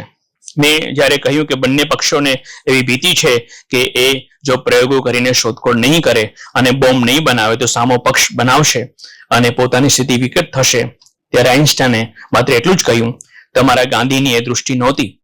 વળી વાતમાં કહ્યું, નહેરુ મહાન નેતા છે પણ ગાંધીની વાત જુદી, એને નહેરુ ન પહોંચે. સમય ઝડપથી ચાલ્યો જતો હતો અને આવા પુરુષની તો ક્ષણ ક્ષણ મૂલ્યમાન હોય. એટલે ઉઠતા પહેલા મેં કહ્યું, અમે આવતા હતા ત્યારે મારી આ દીકરીને મેં કહ્યું હતું, આજે આપણે જગતના એક ખરેખર મહાપુરુષને મળવાના છીએ. ત્યારે આઇન્સ્ટાઈને મૃદુ સ્વરે ધીમેથી વાંધો ઉઠાવ્યો, હું કે મહાપુરુષ નથી. એટલે મેં દલીલ કરી, મહાપુરુષ કદી પોતાને મહાન લેખતા નથી, એ મહાન નથી લેખતા એટલે જ ખરેખર મહાન હોય છે. અમારા ગાંધી કોઈ દિવસ પોતે અસાધારણ છે એમ કહેતા તો નહીં જ, પણ માનતા પણ નહીં. એ તો ઘણી વાર કહેતા કે હું બીજા માણસ જેવો સીધો સાધો માનવી છું, હું જે કરું છું અને કરી શક્યો છું એ બીજું કોઈ પણ કરી શકે. એથી જ બીજા કોઈને કંઈ પણ કરવાનું કહેતા પહેલા એ પોતે એનું આચરણ કરતા. મંદ સ્વરે આસ્થેથી એ સમર્થ વૈજ્ઞાનિકે કહ્યું, કૃપા કરીને ગાંધી સાથે મારી સરખામણી ન કરો. ગાંધીએ માનવ જાતિ માટે કેટલું કર્યું છે એ મેં જોયું છે, પણ મેં શું કર્યું છે?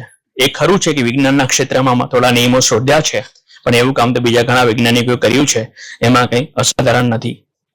આ વાક્યમાં લેશ માત્ર પણ આડંબરી વિનય નહોતો એમાં અંશ માત્ર ઢોંગ હતી. એક ઉત્કૃષ્ટ વ્યક્તિના અંતરની વિશુદ્ધ નમ્રતા, જ્ઞાનપરાયણ જીવનની પરાકાષ્ઠાએ પહોંચેલા આત્માની અનન્ય સરળતા, અને જ્યારે એમનું અવસાન થયું ત્યારે ભવ્ય સ્મશાન યાત્રા ન થઈ, ન કોઈ એમની કબર આગળ પ્રશંસાપૂર્ણ પ્રવચન કર્યું. જેવી શાંતિથી એકાંતમાં જીવતા એવી નિશબ્દતામાં એ સૃષ્ટિમાંથી ચાલ્યા ગયા. આ આખી મુલાકાત દરમિયાન આઇન્સ્ટાઈને સાદાઈથી, અનૌપચારિક રીતે, ઉલ્લાસથી વાતો કરી. કોઈક વાર ખૂબ ઉલ્લાસમાં આવતા, પોતાની રમત પર હસતા મારી એક બે ઉક્તિઓ આગળ સાંભળી એને મુક્ત હાસ્ય કર્યું. તો આ નાનકડો પ્રસંગ લીધો, પણ મને લાગે કે કેવી એ બાંધે છે, કેવા શબ્દો વાપરી શકે છે. અંગ્રેજી મીડિયમમાં ભણ્યા પણ ગુજરાતી ભાષાને એ આટલી સરળતાથી પ્રયોજી શકતા હતા. કેટલાક કટાક્ષ પણ સારી રીતે કરી શકતા હતા. એ દંભને પણ ખુલ્લો પાડે છે. એક મિત્ર વિશેની, કાલ્પનિક મિત્ર વિશે વાત કરે છે તો આવા ઘણા બધા હોય છે જેને વાંચ્યું નથી હોતું પણ ઘણું બધું વાંચી નાખ્યું છે. કલામાં ખબર ના પડે તો પણ એ કલાને જાણે છે. આવા લોકો આપણી આસપાસ હોય છે. અને એવો એક નિબંધ છે, હાસ્ય નિબંધ, સંસ્કાર મૂર્તિ. મારા એ મિત્ર સંસ્કારી છે. એમના હાથમાં હંમેશ એકાદ અંગ્રેજી પુસ્તક, એકાદ બે સામયિકો તમે જોશો. ટ્રેનમાં કે બસમાં એ ઘણીવાર વાંચતા નજરે પડે છે. ઉચ્ચ કોટીના માસિકોનો એ ગ્રાહક છે અને વાચક પણ છે. પુસ્તક વિશે, કલા વિશે, સંગીત વિશે ખૂબ વાતો લાંબા વખત સુધી કરી શકે છે. પુસ્તકોના અવલોકનો વાંચે છે, અવલોકનો વિશે અભિપ્રાય સાંભળે છે, અભિપ્રાય પરની ટીકા પણ જાણી લે છે. કોઈ એક લેખકના પુસ્તકોના નામ શોધી લે છે એટલે ક્યાંય પણ એકાદ પુસ્તક જોતા વાર જ એ જ લેખકના બીજા પુસ્તકોના નામ સપાટાબંધ બોલીને પોતાના વિશાળ વાંચન માટે સૌ કોઈને આશ્ચર્ય પામે છે. પુસ્તકોને જાણે જીવતી યાદી છે, જ્ઞાનની અનુક્રમણિકા છે. અનુક્રમણિકા શબ્દ બહુ સટીક છે. કલાના દરેક પ્રદર્શનમાં જાય છે, ક્યાં ચિત્રો સારા ગણાય છે એ પ્રદર્શન વિશેના લેખો પરથી સમજી લે છે. પ્રદર્શનમાં કેટલાક ચિત્રો ખૂબ ધ્યાનથી જુએ છે, દૂર ઉભા રહીને નિહાળે છે, વાંકી ડોક કરીને એની તરફ તાકે છે. વળી બીજી એટલે કે ત્રાસી બાજુ તેની પર ઝીણી ત્રાસી આંખે દૃષ્ટિપાત કરે છે. કોઈ વાર એની પાસે થંભી પણ જાય છે. કેટલાક ચિત્રો બીજું કોઈ ન જોતું હોય એમ અને પત્ની પાસે ન હોય ત્યારે પુરુષનો સ્વાભાવિક કુતૂહલથી જોઈ લે છે. ઇન્ટુ બ્રેકેટ ચિત્રો જોતા હોય ત્યારે પણ એ વિશે બીજા શું કહે છે તે સાંભળી લેવા મથે છે. ચિત્રોમાં ઇન્વર્ટેડ કોમામાં સહૃદયતા, સાહજિક નૈસર્ગિકતા, સરળતા, કોમલતા હોવા જોઈએ એ સારી રીતે સમજી ગયા છે. કલામાં કલાકારના આત્માનું પ્રતિબિંબ હોવું જોઈએ એમ વારંવાર એમણે કહ્યું છે. સંગીતમાં પણ એવું છે. સંગીતનો પણ એમને ભારે શોખ. સંગીતની મિઝર શોખ કદી ચૂકે નહીં. એમના જેટલું સંગીત થોડા સમજે છે એવી એમની દૃઢ માન્યતા છે.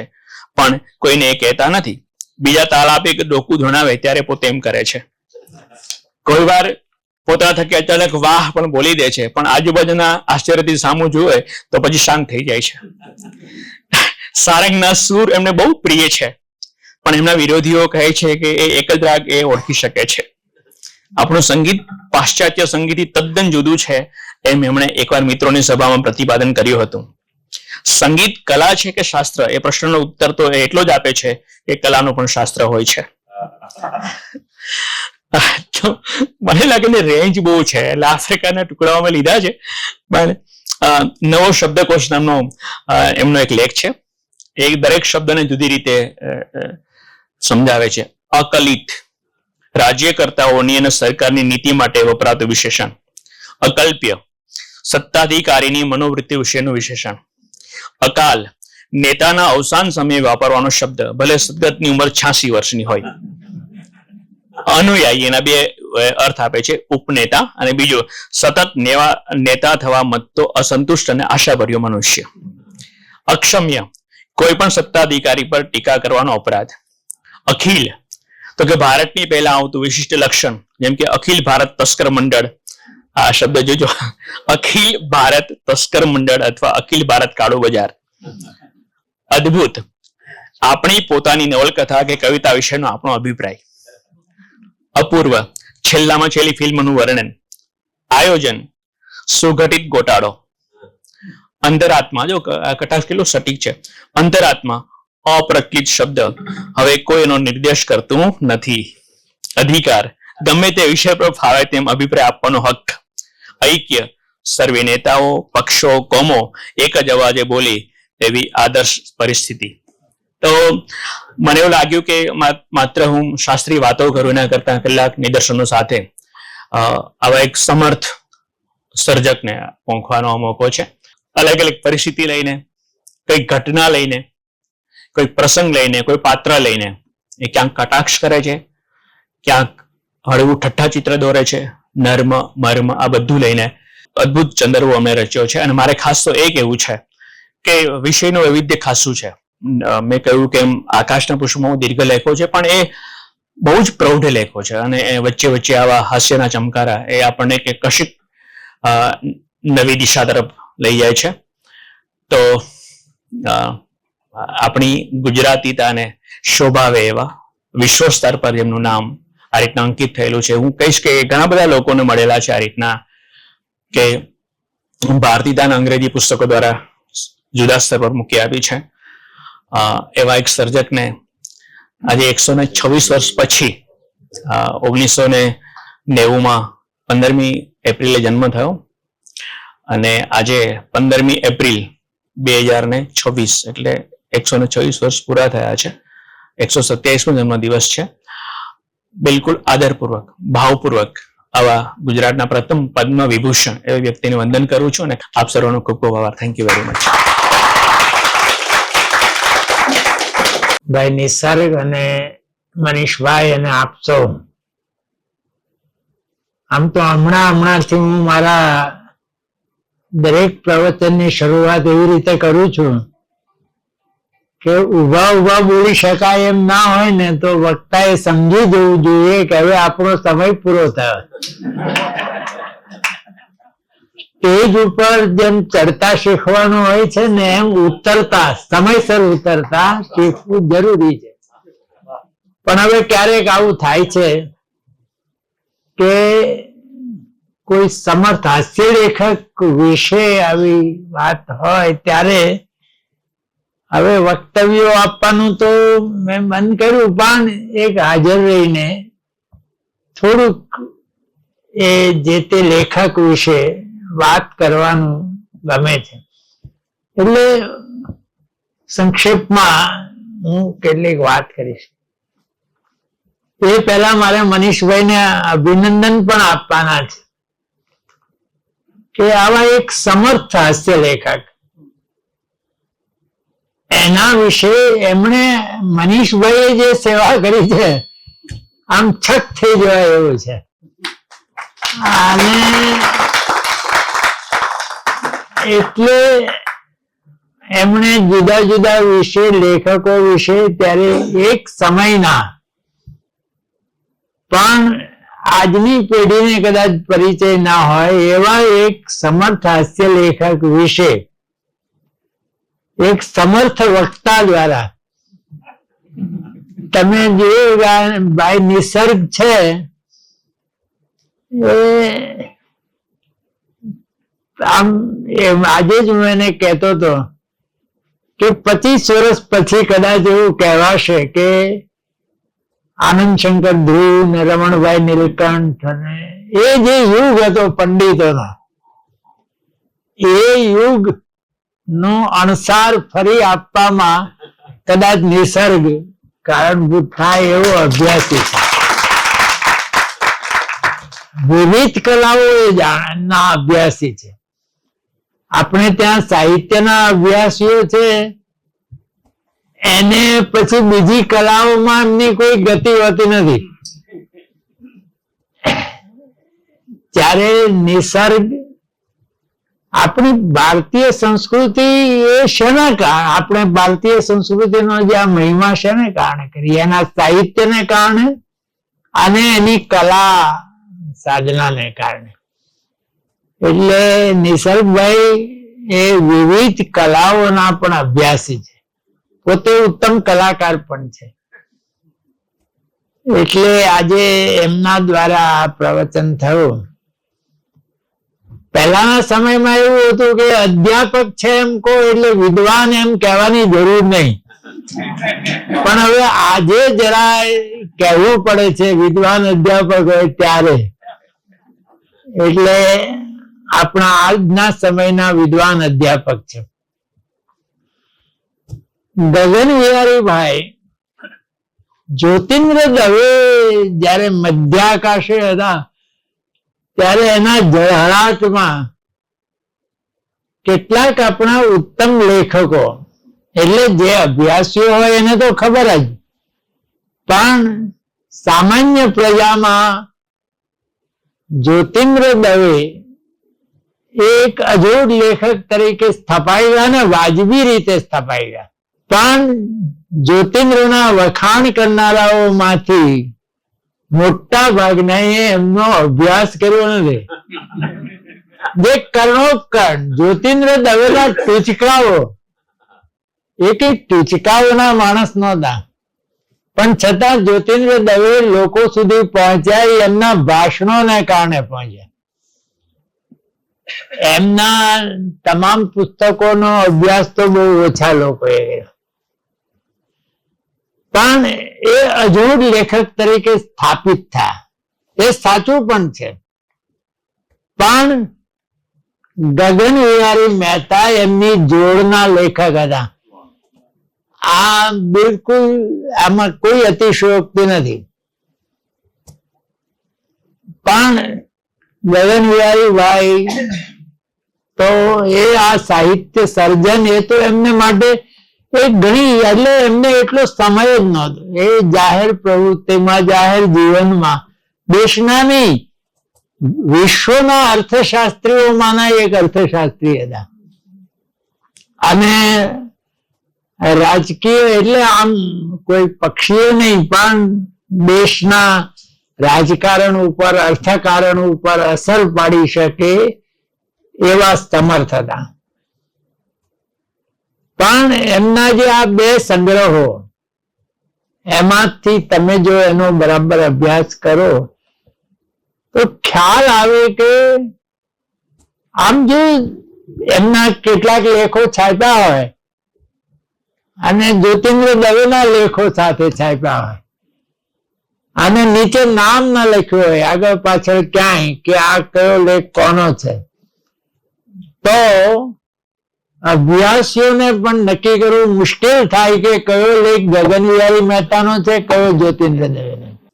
આપણે ત્યાં હાસ્ય સાહિત્ય જરા હાસ્યામાં આમ એટલે હસવું બધાને ગમે છે, અને તમે જુઓ કે એટલે ઘણા વર્ષ પહેલા એક મારો ઇન્ટરવ્યુ કર્યો તો મણીલાલ પટેલ ને અદમ ટંકારી વિદ્યાનગરમાં. ત્યારે મને એને પૂછ્યું હતું કે આ હાસ્ય સાહિત્યના હાસ્યકારોનું સન્માન બહુ ઓછું છે, એમાં તમારે શું કહેવાનું છે? એટલે મેં કહ્યું હતું કે હાસ્યકારો આપણે ત્યાં સાહિત્યમાં વર્ણાશ્રમ પદ્ધતિ છે. કવિઓ બ્રાહ્મણો કહેવાય છે, અને આમ જો કવિતા લખીને જ ગુજરાન કરવું એનું હોય ને તો આમ પણ બ્રાહ્મણ જ હોય. એક વિનોદ ભટ્ટની ટચુકડી વાર્તા છે કે ભગવાન વિષ્ણુ ને લક્ષ્મીજી આમ આકાશ માર્ગે વિહાર કરી રહ્યા હતા. નીચેથી એક કવિ નીકળ્યા તો વિષ્ણુ ભગવાને બે હાથ જોડ્યા. તો લક્ષ્મીજીએ પૂછ્યું કે કોણ છે? તો કે મારા મોટા ભાઈ છે. એટલે લક્ષ્મીજીએ કહ્યું તો મારા જેઠ થયા, એમ કે લાજ કાઢી કવિ છે એ હજી ખાસ મૂકી નથી. એટલે પછી વિવેચકો ક્ષત્રિયો છે. તમે જુઓ કે હવે તો વિવેચન લગભગ ઓછું થઈ ગયું, ખાસ છે જ નહીં એમ કહીએ તો પણ ચાલે. પણ પહેલા જે વિવેચનો થતા હતા એમાં કોઈક વાર જો મોટા લેખક કે મોટા વિવેચક કોઈ સર્જકને આમ ઊંચે પણ સ્થાપી શકે અને કોઈ સર્જકને દૂધ પીતા પણ કરી શકે એવું, તો એ ક્ષત્રિય છે. અને નવલકથાકારો વૈશ્યો છે. તમને આજે આપણને ખ્યાલ નહીં આવે પણ આ બધા બેઠા એમાંના મોટા ભાગને ખ્યાલ હશે કે એક સમય એવો હતો કે નવલકથાકારોને વધુ વધુ રોયલ્ટી મળતી હતી. નવલકથાઓ છાપવા બધા જ પ્રકાશકો તૈયાર હતા, અને પાછા ધારાવાહિક નવલકથા આવે સંદેશમાં, ગુજરાત સમાચારમાં, બધા છાપામાં, અને એનો પુરસ્કાર મળે ને એ પછી નવલકથા રૂપે આવે.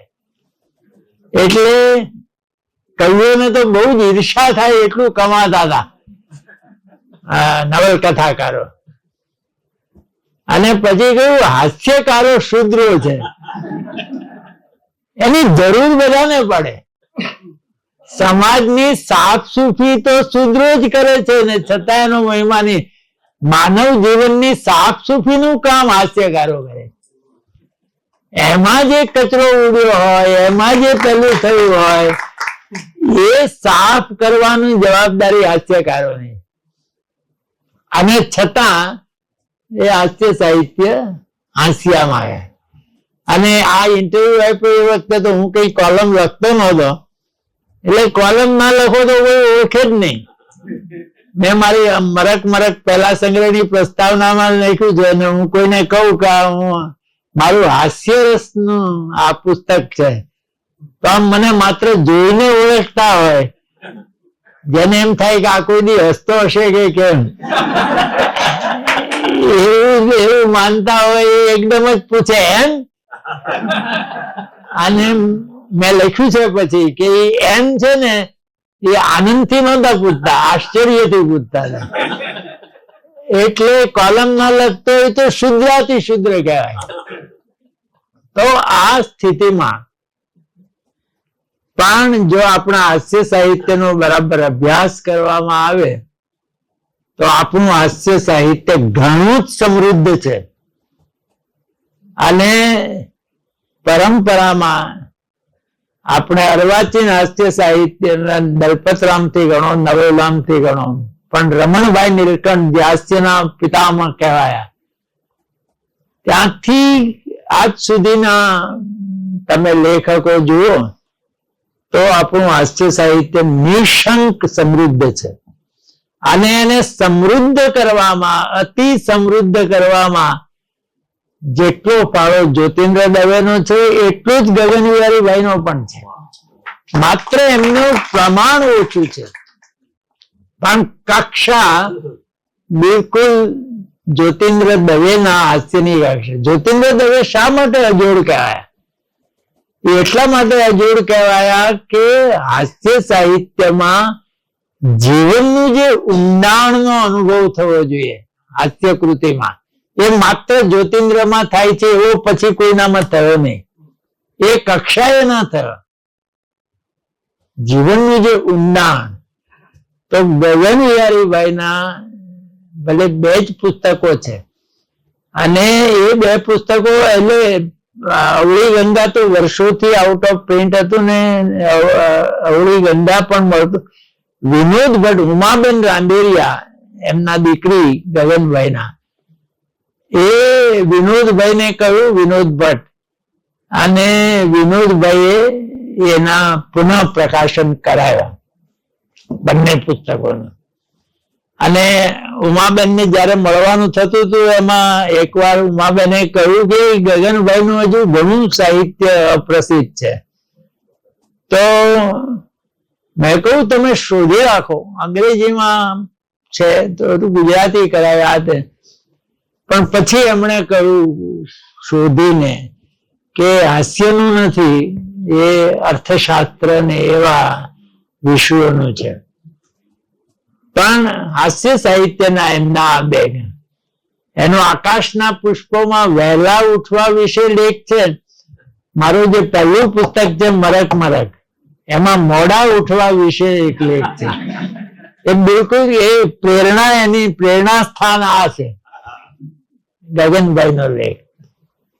તો એ એક પ્રકારનું ઊંડા હાસ્યમાં શું છે કે બીજા કોઈ પણ સર્જન, કવિતાના કોઈનું મૂલ્ય ઓછું આંકવાનો પ્રયત્ન નથી.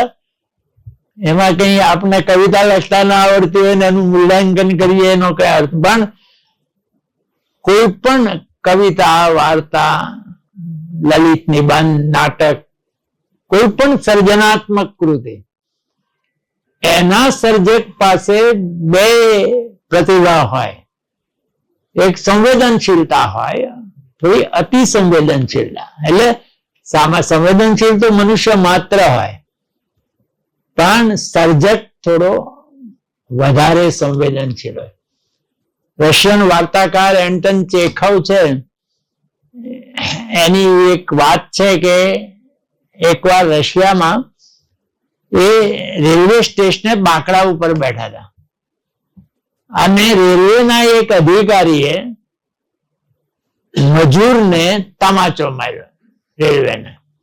તો મજૂરે એવું કહ્યું કે તમે મને તમાચો માર્યો એનો વાંધો નથી, અમારે ત્યાં રોજ નું થયું, પણ આ ચેખવના દેખતા માર્યો ને, મારા કરતા એને વધારે વાગ્યું હશે. આ સર્જકની સંવેદનશીલતા. એટલે સર્જક માત્ર સંવેદનશીલ હોય. અને બીજું સર્જકતા. સંવેદનશીલતા અને સર્જકતાનો જેટલા પ્રમાણમાં સર્જકતા વધારે એટલા પ્રમાણમાં એ આપણે કહીએ ના મોટા કવિ, મોટા લેખક નાનો કે મોટો જે હોય છે એ એની સર્જકતાની જે પ્રમાણ છે. પણ હાસ્ય લેખકમાં એક ત્રીજી શક્તિની પણ જરૂર પડે. આવું જો કે પછી હાસ્ય લેખકો જ કહે છે પાછા, પણ એ ત્રીજી શક્તિની જરૂર છે, હાસ્ય નિષ્પત્તિની શક્તિ.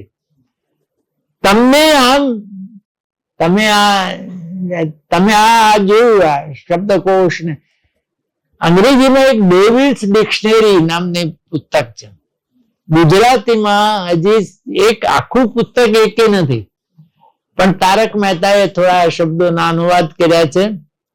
અને આ ગગનભાઈના તમે એના શબ્દ એક જ આમ કેટલું સંક્ષેપમાં પણ કેટલું સચોટ. તો એ હાસ્ય નિષ્પત્તિની જે શક્તિ એ હાસ્ય લેખકમાં, એ ગગન વિહારીભાઈની સેન્સ ઓફ હ્યુમર જેને કહીએ બહુ જ ઊંચી કક્ષાની હતી. અને આ બધા જ જે ઉદાહરણો નિસર્ગભાઈએ આપણી સમક્ષ રજૂ કર્યા, એ ઉદાહરણો ઉપર ખ્યાલ આવે છે કે એ વાત કેટલી સૂક્ષ્મ સ્તરે રજૂ થાય છે. અને ભાષા ઉપરનું પ્રભુત્વ તો કોઈ પણ લેખકને કોઈ પણ સર્જકને હોવું જ જોઈએ. ભાષાના પ્રભુત્વ વગર તો સર્જન થતું જ નથી. પણ હાસ્ય લેખકને થોડું વિશેષ પ્રભુત્વ, કારણ કે એને એક જાડી વાતને એકદમ સૂક્ષ્મ કરીને રજૂ કરવાની હોય, અને એમાં એની પાસે કેવળ મદદરૂપ ભાષા જ છે. તો આ જે એક તમે જુઓ કે હાસ્ય છે એ તમારે એ જાડી પરિસ્થિતિ ઊભી કરવાની છે. એટલે આપણે આ કાંકરિયામાં જૂમાં પેલું છે ને, કાંકરિયાના જુદા જુદા પેલા, હવે તો મને ખબર નથી, વર્ષો પહેલાની જોયું કે એક લાફિંગ ગ્લાસ ને એક સાદો ગ્લાસ. સાદા ગ્લાસ સામે ઉભા રહો તો આપણે જેવા છીએ એવા દેખાય, પણ આપણે લાફિંગ ગ્લાસ ની સામે ઉભા રહીએ ત્યારે સ્થૂળ દેખાઈએ, જાડા દેખાઈએ, વિચિત્ર દેખાઈએ, આપણને જ હસવું આવે. તો આ હસવું આવવા માટે એટલે આ બહુ અઘરી કળા છે. બહુ આમ તમે જો કુદરતી બક્ષિસ હોય તો જ થાય. એ શીખી શકાતી નથી, વિકસાવી શકાય, શીખી શકાતી નથી. તો આ જે તમારે એને જાડું કરીને બતાવવાનું છે, માણસના દોષો, દંભ લાગે, દંભ વિશે વાત કરી. હવે માણસ માત્રમાં આમાં વિવેકના જ પ્રશ્નો હોય છે. માણસ માત્ર ને પોતે હોય એના કરતા થોડોક સારો દેખાય તો એને એ માટેનો પુરુષાર્થ કરવાનું મન માણસ માત્ર ને થાય. પણ એક વિવેક જે હોય એ વિવેક એને પકડી રાખે. પણ જેની વિવેકની લગામ ઢીલી પડી જાય તો એ જે પછી પોતાનો આત્મસ્થાપન, આત્મ પ્રશંસા, આત્મશ્લાઘા તો એને બતાવવાનું છે. તો એક જાડી વાત એને ઝીણી કરીને બતાવવાની છે. આ કળા છે, આ સાહિત્ય છે, આ સર્જન છે કે એ જેની પાસે હોય. એટલે જ્યોતિન્દ્ર દવે પાસે જે સૂક્ષ્મતા હતી એ જ કક્ષાની સૂક્ષ્મતા ગગનવિહારીભાઈ માં છે. એટલે એના તમે આ બે સંગ્રહના લેખોમાંથી પસાર થાઓ તો આપણને ખ્યાલ આવે. આ કોઈ તમે જુઓ કે આપણે અનાજની ખરીદી કરવા જાય છે તો ઘઉંની આખી બોરી હોય તો એમાં બંબી નાખીને થોડાક દાણા લાવીને તમે જુઓ તો એની કક્ષાનો તો ખ્યાલ આવી જ જાય. એ આ ઘઉંની ક્વોલિટી શું છે અલબત્ત જાણકારને ખ્યાલ આવે, એમ હાસ્યમાં પણ જાણકારને જ ખ્યાલ આવે કે આની ક્વોલિટી શું છે. એટલે આજે આ રીતે એક જ્યોતિન્દ્ર દવેના જોડિયા, આપણે ત્યાં જોડિયા લેખકો એટલે ઉમાશે આ નામ બોલાય જોડિયા સાથે હોય, સાથે સમકાને બંને અમુક કક્ષાનું સર્જન કર્યું. તો સુંદરમ ઉમાશંકર હોય કે બાલમુકુંદ દવે ને વેણીભાઈ પુરોહિત હોય કે સુરેશ દલાલ ને હરીન્દ્ર દવે હોય, આવા જોડિયા. એમ જો ગગનભાઈએ ઘણા વિપુલ પ્રમાણમાં લખ્યું હોત તો જ્યોતિન્દ્ર દવે અને ગગન વિહારી મહેતા એ જોડિયા લેખકો, હાસ્ય લેખકો તરીકે આપણે ત્યાં પ્રસ્થાપિત થયા. એટલે એ એમની કક્ષા છે. એટલે ઘણી વાર પછી એટલે વિનોદ ભટ્ટે એને પરબમાં એક વિનોદ ભટ્ટે એના કોઈ પુસ્તકમાં એ લેવાયો નથી, પણ પરબમાં સાહિત્ય પરિષદના પરબમાં એક લેખ, અમે બે યુગ પ્રવર્તકો, આપણે ત્યાં ઘણી વાર આવું જે કોઈને એને એમાં એને સાબિત કર્યું છે કે હું ને રતિલાલ બોરીસાગર એ યુગ પ્રવર્તક હાસ્ય લેખકો છીએ. એ આ જે કહેવાય એની મજાક છે. વિનોદભાઈ ઘણી વાર હસતા હસતા કહેતા હતા કે પ્રશંસા માટે પરાવલંબી ન થવું, એમાં હંમેશા સ્વાવલંબી રહેવું. એવું કહેવાય. પણ એ હાસ્યકાર એ બીજાની નબળાઈ, હવે આ મનુષ્ય માત્રની નબળાઈ છે, પણ આ લેખક પોતાના માથે ઓઢીને પોતાની વાત કરીને એ રજૂ કરે છે.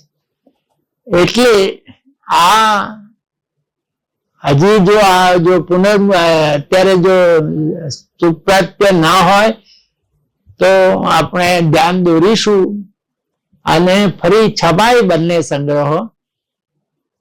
થોડા વખત પહેલા તો એ બંને મળતા હતા, કઈ એને જાજા વર્ષ થયા નથી પુનર્મુદ્રણ, પણ હજી ફરી પુનર્મુદ્રણ કરી શકાય. પણ આ બે સંગ્રહો ગુજરાતી હાસ્ય સાહિત્યની મોંઘી મૂડી છે. અને એ આજે આમાં શું છે કે એટલે જ આ હજી મસ્ત ફકીર, નપ્રબુચ એને સંભાળવા જોઈએ કે જે બીજા પણ હાસ્ય લેખકો પહેલાના છે, પણ મસ્ત ફકીર એ એમના સમયના અત્યંત લોકપ્રિય હાસ્ય લેખક. નપ્રબુચ એ પણ આમ જ્યોતિન્દ્રની પરંપરાના લેખક, પણ એ હવે આજે ઘણા વર્ષ થઈ આ પુસ્તકો અપ્રાપ્ય હોય એટલે નવી પેઢીને એનો પરિચય ન હોય. પણ મનીષભાઈ આ રીતે આ બધા લેખકોને ફરી પ્રકાશમાં લાવે છે અને સાહિત્યનો પરિચય કરાવે છે. અને બીજું એ કે આ હવે કાયમ રહેવાનું. આ યુટ્યુબ ઉપર હવેના અત્યારની જે ટેકનોલોજી છે એનો પણ ઘણો લાભ અત્યારે મળી રહ્યો છે. તો આ એક સરસ ઉપક્રમ છે અને એમાં આવવાનું બન્યું. ગગનભાઈ વિશે વાત કરવાની પણ થઈ, એટલે મનીષભાઈનો આભાર માનું છું ને આપ સૌનો. આ પ્રસંગે ખાસ ગગન વિહારી મહેતાના કુટુંબીજનો અહીંયા ઉપસ્થિત છે, તો સમયની અનુકૂળતા છે, તો પ્રસંગોચિત આપ વાત કરી શકો છો. આપનું સ્વાગત છે. નમસ્તે. વક્તૃત્વ સ્પર્ધામાં પેલી સ્પીચીસ હોય કે તમારે ચિઠ્ઠી ઉપાડી અને બોલવા માંડવાનું, એટલે શું આપણને કઈ ખબર જ ના હોય કે શું બોલવું પડશે. એક્ઝેક્ટલી મને એવી લાગણી થઈ રહી છે અને મારું અહીંયા બોલવાનું સ્થાને છે, હું જાણું છું. તેમ છતાં એમને વિનંતી કરી, એટલે અમારા બધાનું બહુ મોટું સૌભાગ્ય છે કે અમે આવા કુટુંબમાં છીએ, જે અંગે અમે કોઈ પ્રયાસ કર્યો નથી, પણ એક બહુ જ સદનસીબની વાત છે. અને આઈ થિંક કે અમને જે આવા લોકોનો અંગત રીતે પરિચય થાય છે, અનુભવ મળે છે, એ એક બહુ મોટી વાત હતી. એટલે ગગનભાઈ, અમે ગગનભાઈ કહેતા હતા એમને, મારા ફુવા થાય. એટલે હું તો બહુ નાનો હતો, 10-15 વર્ષનો હતો ત્યાં સુધીમાં લગભગ એમને મળવાનું થતું. અને હજી સુધી પણ એમની મગજમાં જે છાપ છે કે એક જાતનું આમ તેજ, એમ પ્રતિભા જ કંઈક એવી હતી કે બહુ જ આકર્ષક, ચુંબકીય, આમ તમે ખેંચાવ એમના પ્રત્યે. અને અમે નાના છોકરાઓને બધાની સાથે પણ બહુ જ પ્રેમથી અને બહુ જ સારી રીતે વાત કરતા હતા અને બહુ જ સરળ એમનું વ્યક્તિત્વ હતું, એવું વખતે એમને લાગતું હતું. અને અમે તો, હું તો બહુ જ નાનો હતો એટલે અમને તો લાગે કે આ કેટલી મોટી મહાન વ્યક્તિ છે, વિચ વોઝ ટ્રુ ઓલ્સો.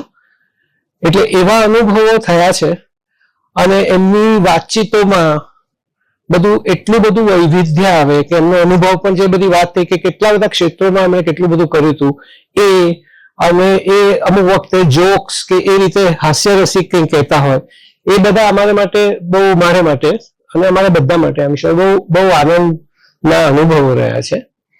અને આ જે બે પુસ્તકો છે એ આજે આકાશના પુષ્પોમાંથી આપણે જે અપૂર્વ નવલિકાની વાત કરી, એ તો અમે લોકો ઘણીવાર કુટુંબીજનો ભેગા થઈએ તો ખાસ એ લાવી, અને બધા એવું કોઈ કૌટુંબિક બધા ભેગા થાય તો ખાસ સુકુમારભાઈ પણ ઘણીવાર કહે કે ચાલો આપણે લાવીએ અને પછી અમે બધા વાંચીએ સાથે અને હસીએ.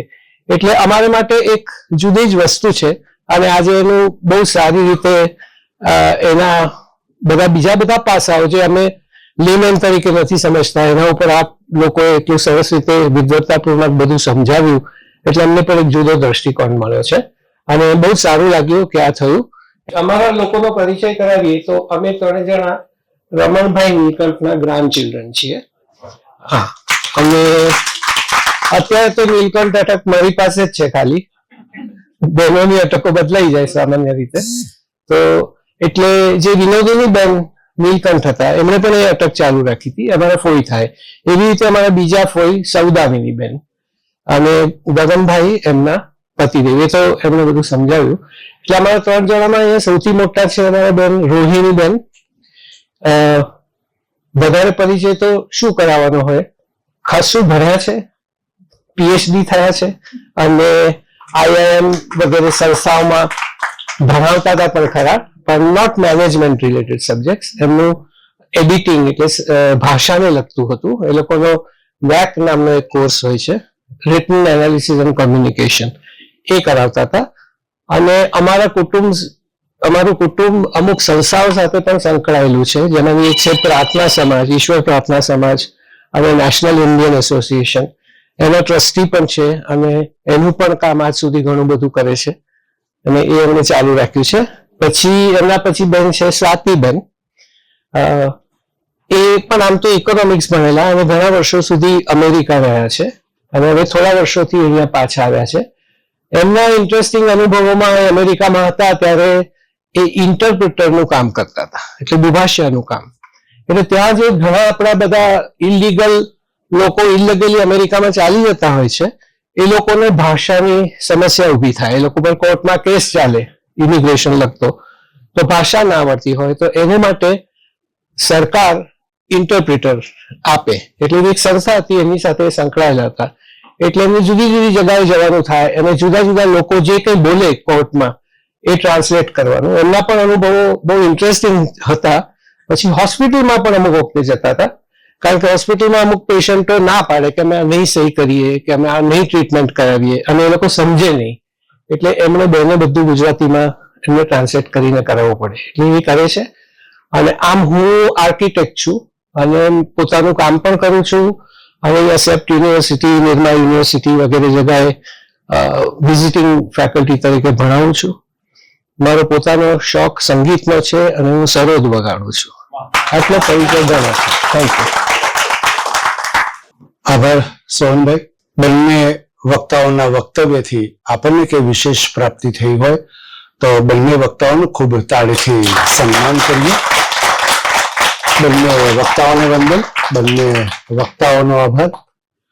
માન્ય શ્રી નિસર્ગભાઈ આહિર એ સરકારી વિનયન કોલેજ બાવળામાં પ્રોફેસર તરીકે સેવાઓ આપી રહ્યા છે.